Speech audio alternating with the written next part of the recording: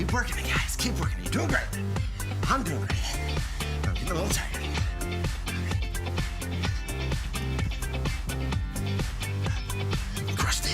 Crusty. You gotta crush that. You gotta stomp hard. You're crushing it. Yeah.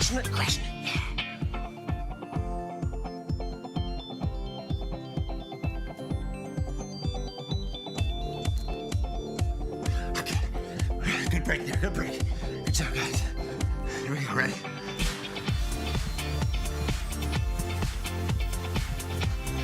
Get that whip going. Scare those tax collectors. Those merchants. Yeah, those merchants.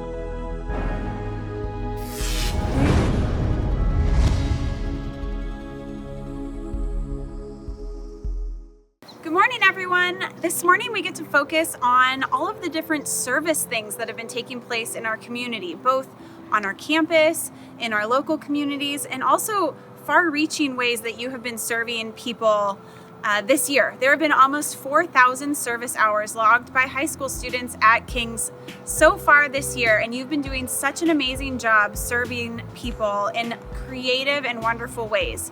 So we're going to hear from some students who've been serving, and they want to share the ways they've been able to serve both in person and virtually, and also some of the local organizations that you have all been helping this year.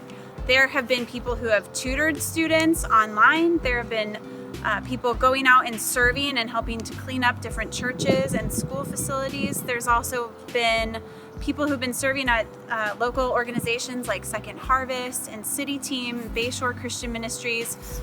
You have all been so creative, and so we want to give you a little insight into what's been going on, and also encourage those of you to keep going, keep doing a great work of serving Jesus and showing people his love by just doing things that are in your comfort zone, out of your comfort zone, using the gifts that God has given you to help people right now in this crazy year that we're having. So good work, TKA. Please keep up the good work. Enjoy these videos and what those students and other community members have to share with you, and keep doing an awesome job serving.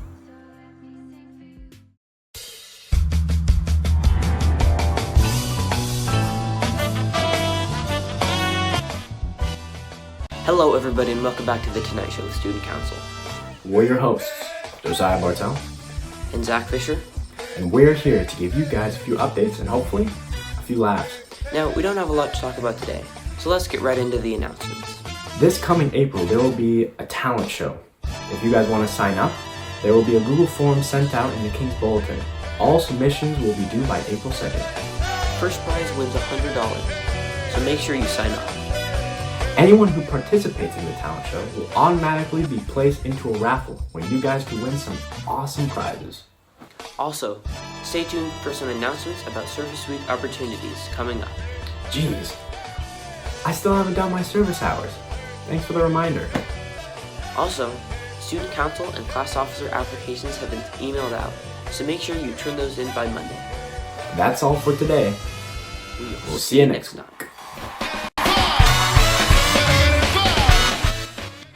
Good morning, students. It's great to see you this morning. I'm here to talk to you about service trip opportunities this year, being that they are as different as it is. It is COVID. You know how that goes. We have 3 different service opportunities that I know of specifically that you can serve at. And you can find all of this information in Royal Reminders, either tomorrow or you can go back to last week's Royal Reminders, and there are sign-up geniuses there to each of these 3 service opportunities. One of them is just 2 days from today. It is this Saturday, March the 20th. It is from 9 in the morning till noon, so you have about 3 hours to earn through this opportunity. It is at Union Presbyterian Church in Los Altos. It happens to be the first home of the King's Academy. That's where we were founded. That's where we started our school. And you can go serve their church, Union Presbyterian, this Saturday, the 20th. There is also an opportunity on Friday, March the 26th. It is a Flex Friday. You are going to want to make sure if you're going to be required to be in class or not. If you're required to be in class, I want to make sure that you're in class. But if you don't have any classes on Friday, March the 26th, please feel free to join me at Venture Church / Los Gatos Christian School, and we'll be working there. And those opportunities are, I want to say from 8:30 to about 3. So you should be able to earn 6.5 hours at Venture Church / Los Gatos Christian. So that's this month. And then next month on April the 30th, also a Flex Friday. You'll need to make sure you're available to do that and that you won't have a required class that day. But if you're free, you can go to Canterbury Christian School, also in not Los Gatos, take that back. It's in Los Altos. And you can serve with me at Canterbury Christian. All 3 opportunities, we're going to be working outdoors. We'll be doing yard work, painting, cleanup type of stuff. And we'll want to make sure that you are wearing a mask and doing social distancing, and all of those types of protocols we'll be following. All 3 opportunities also, you are responsible for your ride to get there and to get home. So make sure that you have a ride there and back. That's it, students. Continue to collect and document and let the Spiritual Life Department know about your service hours this year. We've reduced them all the way down to 15 hours, so it should be fairly easy to get your hours, but here's 3 great opportunities to earn some hours. Thanks, students, for listening. Have a great day. Hello, my name is Eileen. I am with City Team San Jose. This particular program here is City Team in the Neighborhood, where we have 27 different food pantries within the Santa Clara County. And also here at our warehouse, we have an abundance of clothes that our volunteers come and help us sort through. They get tags cut off, they get the clothes put on racks for our pop-up closets where we're able to offer clothing to guests within our community. We also have food packing here, so we have some pastures that we partner with, and we're able to get them food bags to offer to their guests within the communities around outside Santa Clara County as well. So just a little bit of what we're gonna do here at this particular warehouse. I'll give you a view inside. Here in this area, we have clothing that is being sorted by volunteers. We initially start with the clothes that already have the tags on them. We've been very blessed to have donations from Walmart, so a lot of the clothes have tags that need to be cut off and then sorted into the various sizes. And we also get them put onto the racks for our pop-up closets. So here, as you can see, we actually have volunteers that are packing up some goodies for our Easter distribution, getting these cellophane bags nice and packed and ready to be distributed to the communities that we have coming to some of our pantries. So King's Academy, looking forward to seeing you guys out here getting involved. If you have any questions, please reach out to Sarah. Thank you guys.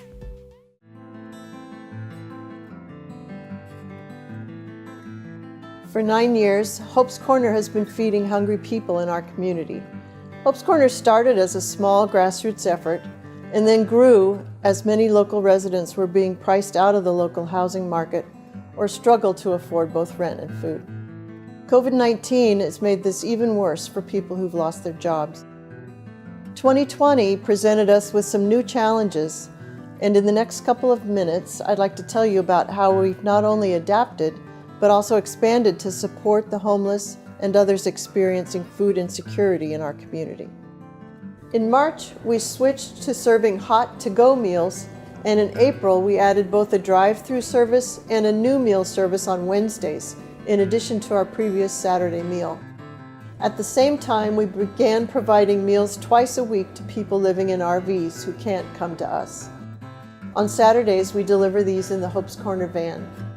We also provide lunch on Saturdays to the Day Worker Center. As a result of these additions and the increase in demand, Hope's Corner is now providing about 635 meals per week, compared to an average of 204 meals per week in 2019. The number of meals served in 2020 will exceed 25,000, compared to 10,629 meals in 2019. This year we provided over 100 bicycles to our guests. We also continued our tradition of providing holiday toys for children, although in a drive-through format this year. In previous years, we had served about 180 children. This year, we were able to serve about 800, thanks to the wonderful amount of toy donations we received. More than a meal, Hope's Corner offers a friendly face and a sense of community. Even in these times, it's a safe and welcoming place. Our operations are funded by a combination of grants and individual donations. All donations go to sustain our operations, staying in the community and enabling us to buy the food and necessities that we provide to those in need. This year has been extremely challenging, but with your support, we're helping our guests make it through and look forward to better times. Please visit our website at www.hopes-corner.org for information on ways you can support. Hi, this is Kim Shimazaki, the volunteer coordinator at Bayshore Christian Ministries. We're a faith-based organization that equips youth from East Palo Alto and the eastern part of Menlo Park to grow hope in a future, and we do so seeking to have God at the center of everything we do. I want to thank all of the past TKA students as well as the current ones who have come to BCM to make a real difference. And next, we're going to hear from our executive director as well as a few staff members who are currently overseeing the activities of TKA students at BCM. Hi, my name is Tiffany Hong. I am the new executive director at BCM. I am grateful for the ways in which the King's Academy and BCM have had such a long-standing and fruitful relationship. TKA has helped with so many things over the years, like the spring service trips and volunteering, and even alum and parents being part of the board at BCM. We really invite TKA to continue partnering us and consider praying about opportunities to volunteer in many of our programs, our summer programs, as well as mentoring and discipleship in Bible Club, and maybe even helping with communications or grant writing. We have many opportunities for TKA students to continue partnering with us, and we thank you so much for doing so. Hi, I'm Priscilla Welsh, and I'm the program coordinator of our pilot program, Mindful Kids. And I am a graduate of the King's Academy. I graduated in 2013. And I've been overseeing Mindful Kids with high schoolers from TKA, and it's been an honor to serve along them. They've been working on mentoring some of the students and recruiting students for our virtual social emotional program.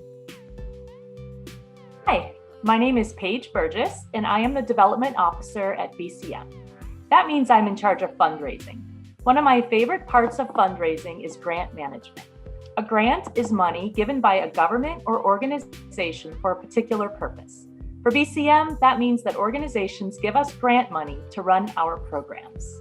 We have to research to find grants, write documents to win grants, build a relationship with the grantor, and write reports about the grants we've won. That's a lot of work and thus a lot of opportunity for volunteers to help us. I'm currently overseeing one TKA student who is doing grant work, plus a few grant volunteers who are moms or college students. I am also the leader as a volunteer of a Bible club for elementary students. A TKA student has recently become our leader of games and worship music, attending and leading every week what is currently a virtual meeting.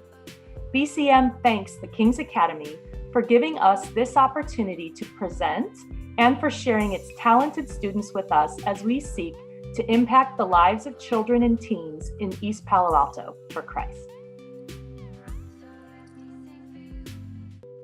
Hi, King's Academy students. My name's Malia Pires, the Executive Director of Reach Potential Movement, and I'm an alumni parent of a TK student. We just wanted to say thank you for all the ways that you've been able to help us deliver hope during COVID-19 through writing notes in English and Spanish, notes of encouragement, just encouraging people to continue to move forward, that you're thinking of them, for coming to bag up blessing bags, fresh produce from the farmer's market, and even delivering to families right around the corner from King's Academy in great need during COVID-19. We're grateful for your support and look forward to creating new opportunities for you to come and serve alongside of us. Hello, my name is Justice Tieche, and I am a sophomore this year. And for service hours this year, I've been working a lot with Beautiful Day and Westgate Church to help the community.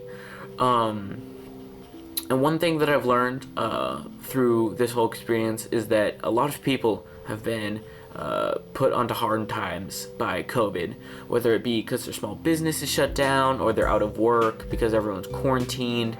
It's really hard. So it's been really good to help people in need through food banks and getting them resources that they need.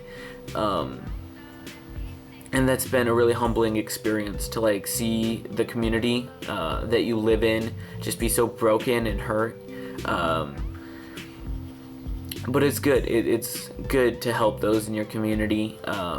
And especially now during COVID, when a lot of people are out of work and out of a job, it's good to give back. Thank you. My name is Aaron Wong, and I'm a senior this year.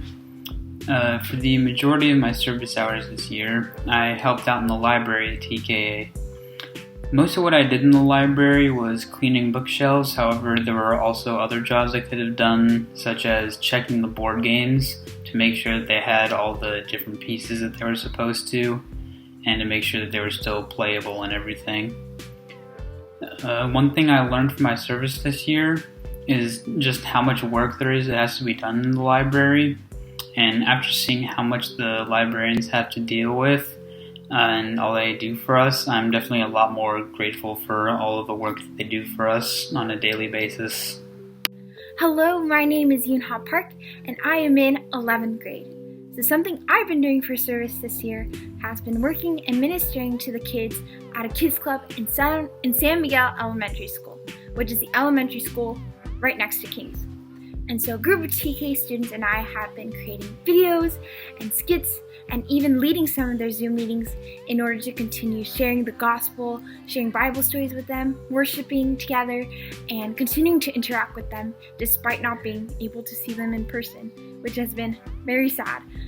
But we've been so blessed and been thoroughly excited that we've been able to connect with them despite our distance and despite the pandemic.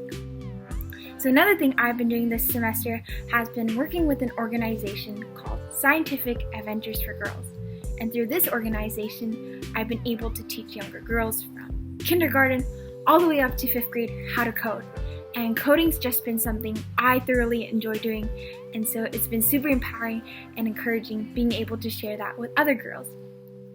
And so yeah, I've learned a lot of things doing service this year. But one of the main things I've learned this year has been that service is not only something super empowering and encouraging and benefiting and rewarding to the people you serve, because ultimately you're giving back to your community, but it's also super rewarding to you as a volunteer. And so I've been able to see this in the way that whenever I teach the kids, whether that's about coding or about the Bible, they just come to class so excited, so pumped up, and like 100% battery charged whenever they were in class.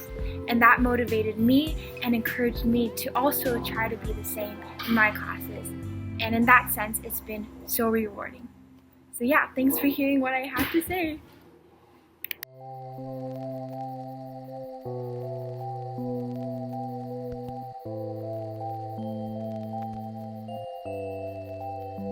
Also this morning, we get to hear from Dave Tieche, a pastor at Westgate Church. He has a special message that ties into service and also just an encouragement to be creative in the ways that you serve God this year.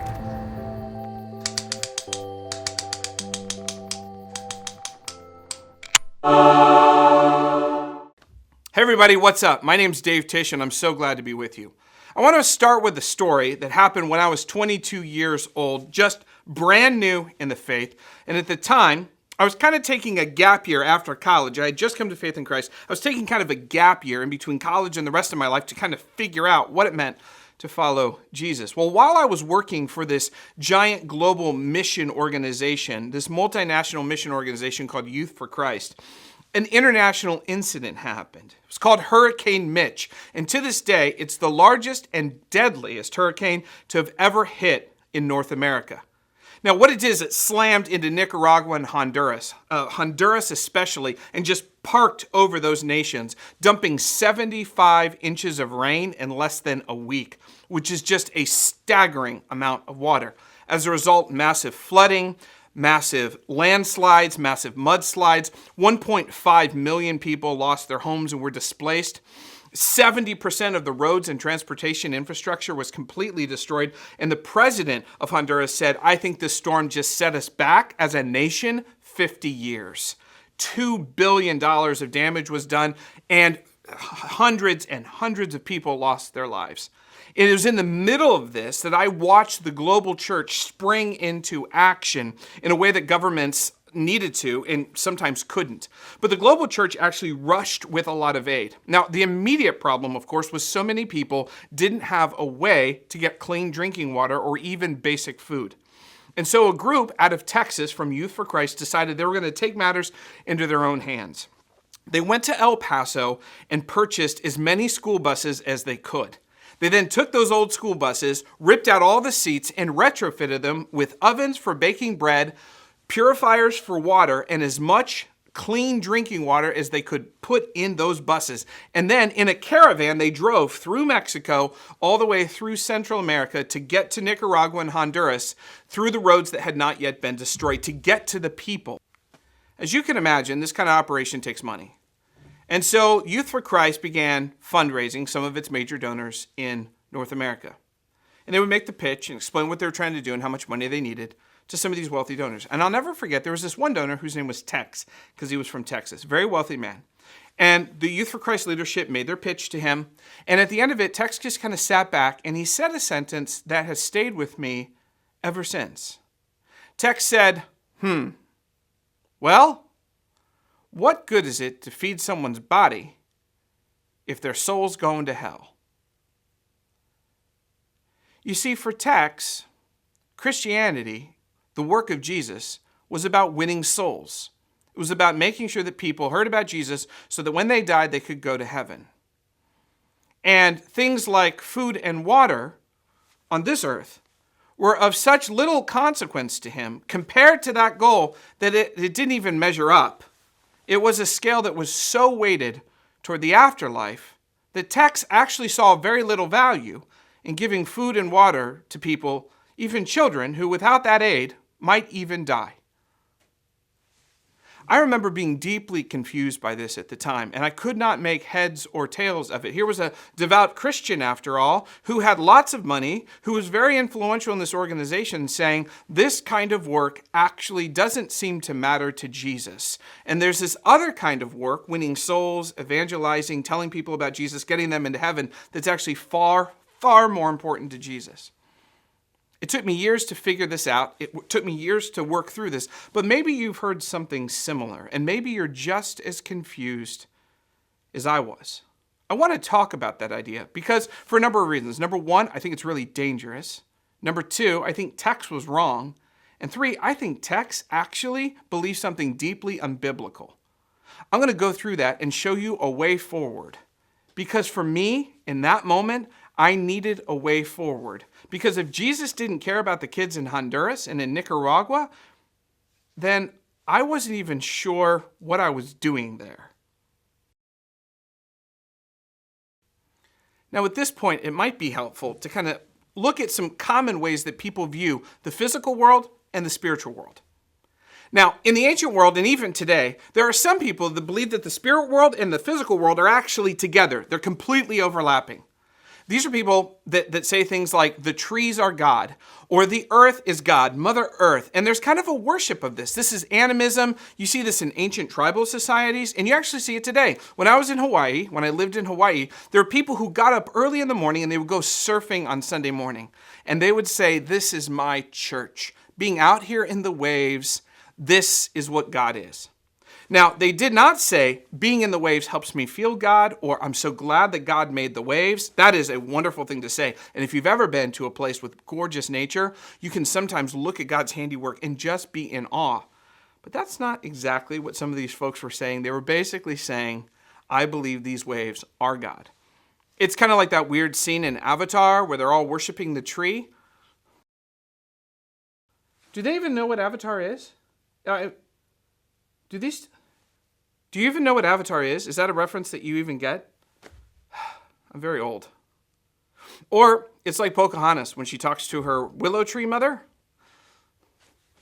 Anyway, the point is that nature and God, the physical realm and the spiritual realm, are actually overlapping. Now, in the ancient world, the Greeks actually believed that the spiritual world and the physical world were actually separate. The reason why is because this guy named Plato. Plato was a philosopher who said that up in heaven, in this ideal world, there were these forms that were perfect, and that was great. But then down here on earth were kind of the shadows of those forms, the imperfect realities of that. Up here is like a perfect cat, and down here is an actual cat. And everyone knows that cats are demonic. And so they're not good. The point is that Plato believed that up here in the spiritual realm, things were good, and down here, things were bad. Now, in the early first centuries of the church, that Platonic idea actually got legs, and it became something called Gnosticism. Gnostics believed the exact same thing that Plato believed, that the spiritual realm was really good and the physical realm was really bad. They even went so far to say is that there is no way that Jesus was actually a man, because if he was actually a man, that means he had one foot in this dirty, awful, icky world. And Jesus had to have been God, so he had to have been a ghost. And that's what they actually taught, that Jesus was a ghost. Now, the early church fought tooth and nail against this, even calling it a heresy, and they said that is a lie. Jesus was fully God and fully man. We'll get into why that's important later. But then this idea kind of perpetuated.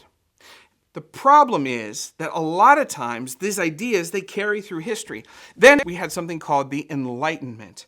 The Enlightenment was the elevation of mankind and reason and mankind's thinking processes. Now, in this point, basically what happened is Jesus and God got relegated to the afterlife, and Jesus became basically CEO of what happens when we die. He's the CEO of the afterlife. But this physical planet, this world, well, that's up for humans to fix. Because the biggest problem is we just don't have a good enough society. But we can work together to make it because we're rational people. And God and Jesus were relegated to the afterlife. Jesus, instead of becoming king of all creation, became just the CEO of the afterlife. This idea has crept into the modern American experience, and this is where Tech's views come from. He believed to his core that the only thing that Jesus was interested in was the afterlife, winning souls, making sure people get to heaven.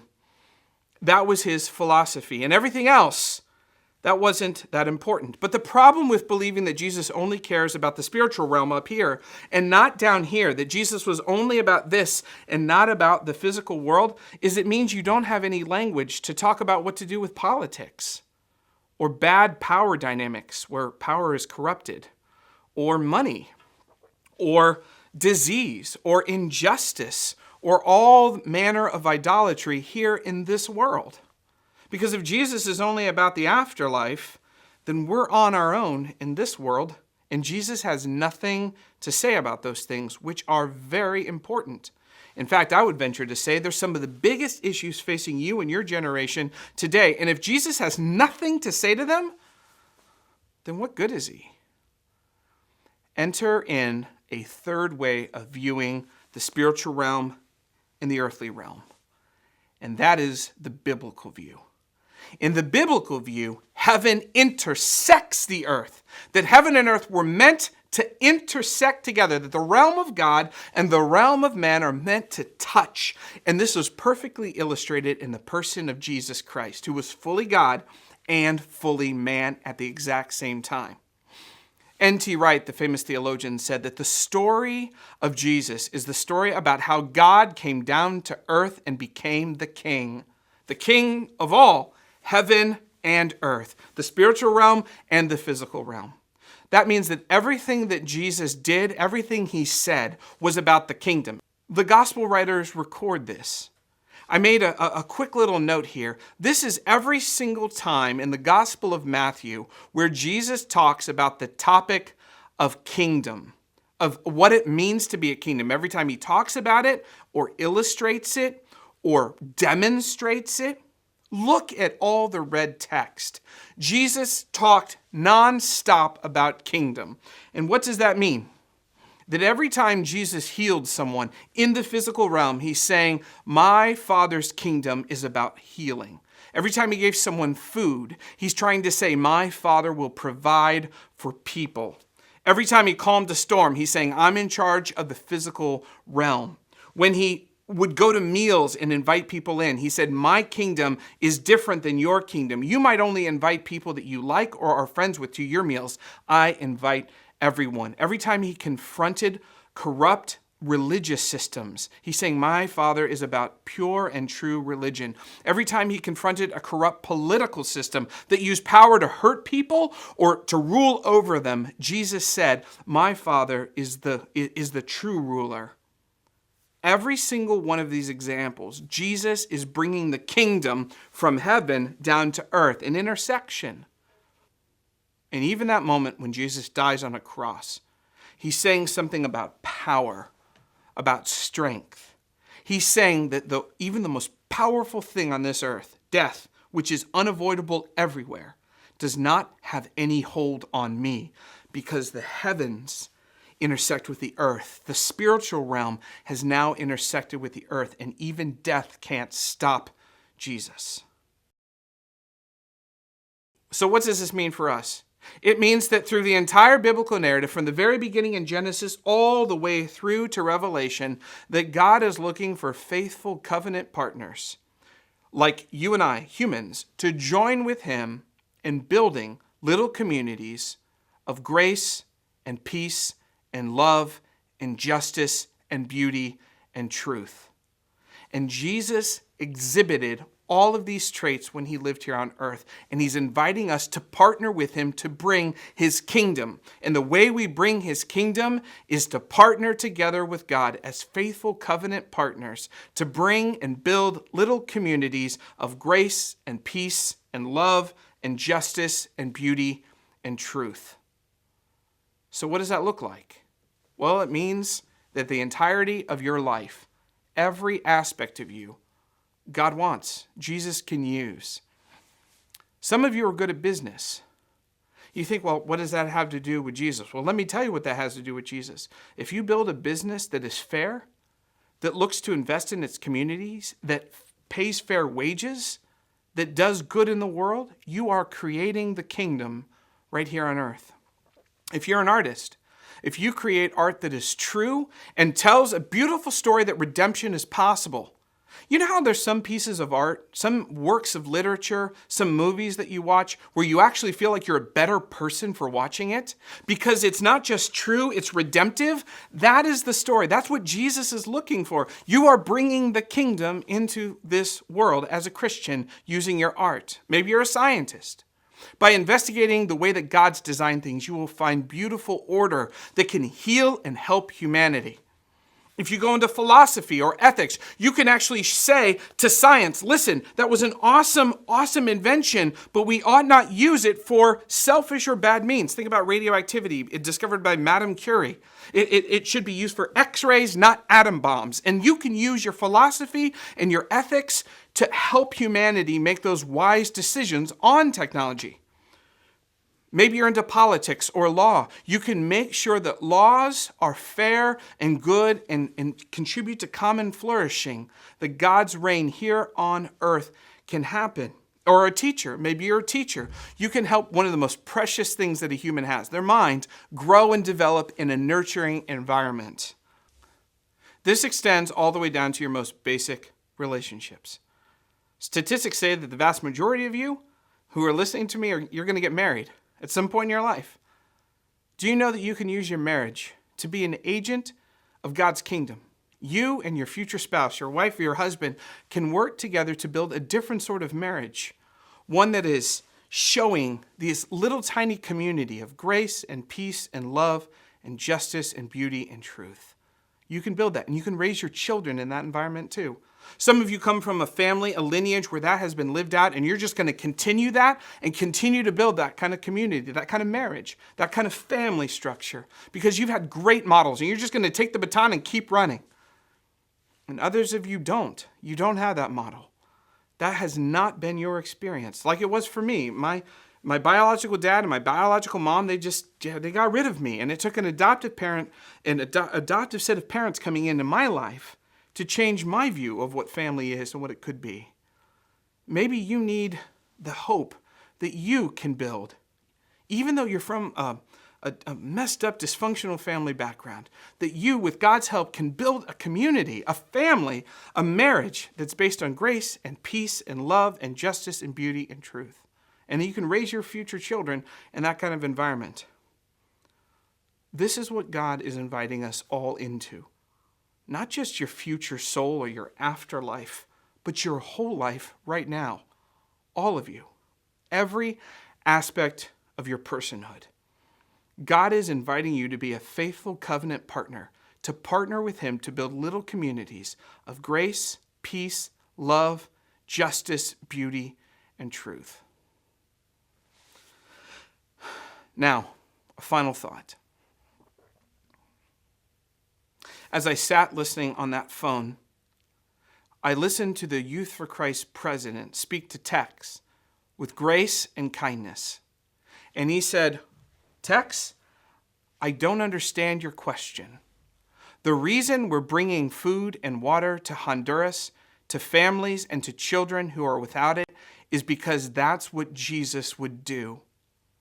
That's how Jesus lived. He's our model, and he showed compassion. And so we are going to go as people who represent the kingdom of the living God, the kingdom of King Jesus, and bring healing and hope and food and water where there is none. We are going to show by being generous people who stop our lives to serve those less fortunate that this is what Jesus is like, that this is what Jesus would do, and that we are his people and that we actually look like him. Tex, that's why we're doing it.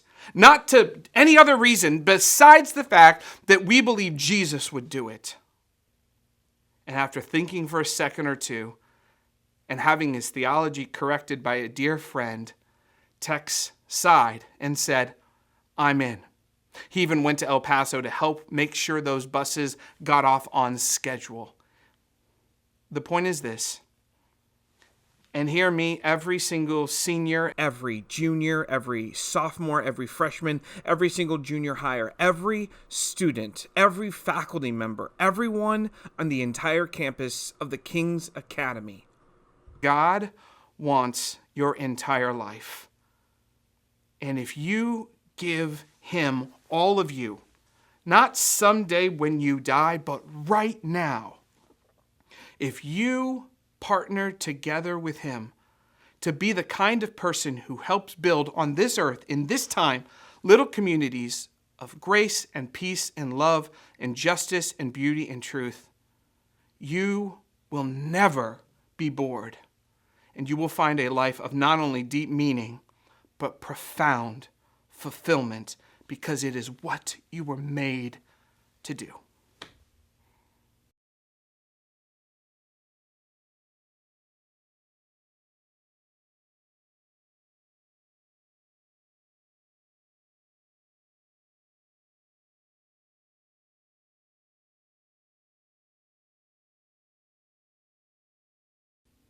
Thanks for your time. God bless you, and we'll see you next time.